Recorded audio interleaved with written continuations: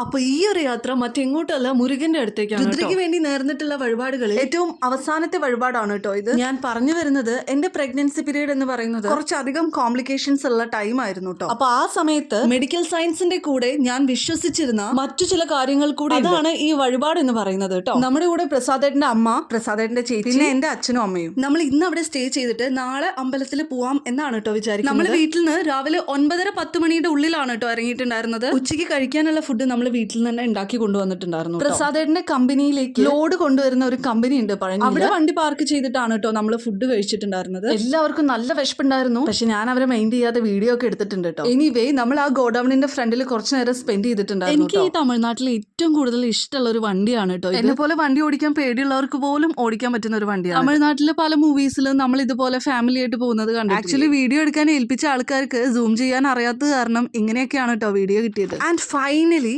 നമ്മളിതാ പഴനിമല എത്തി. ഇത്ര ദൂരം നമ്മൾ യാത്ര ചെയ്തിട്ട് അങ്ങ് ദൂരെ മലയുടെ മുകളില് അമ്പലം കാണുമ്പോൾ നമുക്ക് ഉള്ളിലൊരു പ്രത്യേക ഫീല് തോന്നും. നമ്മൾ നേരത്തെ കാണിച്ച ഗോഡൌൺ ഇല്ലേ, അവിടുത്തെ ചേട്ടൻ നമുക്ക് റൂം റെഡിയാക്കി തരാമെന്ന് പറഞ്ഞിട്ടുണ്ടായിരുന്നു. ദേവസ്വത്തിന്റെ ബിൽഡിംഗ് ആണ് കേട്ടോ ഇത്. ദണ്ഡപാണി നിലയത്തിലാണ് ഇപ്പൊ നമ്മള് നിൽക്കുന്നത്. പ്രസാദേട്ടനും അച്ഛനും ഒക്കെ അവരുടെ കൂടെ റൂം നോക്കാൻ വേണ്ടി പോയിട്ട് അവിടെ ഫെസ്റ്റിവൽ നടക്കുന്ന കാരണം റൂം ഒന്നും നമുക്ക് കിട്ടാനുണ്ടായിരുന്നു. പിന്നെ ആ ചേട്ടന്റെ പരിചയത്തില് നമുക്ക് റൂമും കിട്ടിയിട്ടുണ്ട്. നമുക്ക് ഇവിടെ ഒരു റൂമാണ് കേട്ടോ കിട്ടിയിട്ടുണ്ട്. നമ്മളെടുത്ത റൂമിന് എത്രയാ റെന്റ് എന്നുള്ള കാര്യങ്ങളൊക്കെ ലോങ് വീഡിയോയിൽ ഉൾപ്പെടുത്തുന്നതായിരിക്കും. അപ്പൊ നിങ്ങൾ എന്തായാലും വീഡിയോ കാണണം. ഫെസ്റ്റിവൽ സീസൺ ആയിട്ട് പോലും നമുക്ക് ദേവസ്വത്തിന്റെ റൂം കിട്ടിയത് വളരെ വലിയ ബ്ലെസ്സിംഗ് ആയിട്ടാണ് എനിക്ക് ഫീൽ ചെയ്തത്. അപ്പൊ പഴനിയിലെ വിശേഷങ്ങളുമായിട്ട് നമുക്ക് അടുത്ത വീഡിയോയിൽ കാണാം. അതുവരേക്കും ടാറ്റാ ബൈ ബൈ.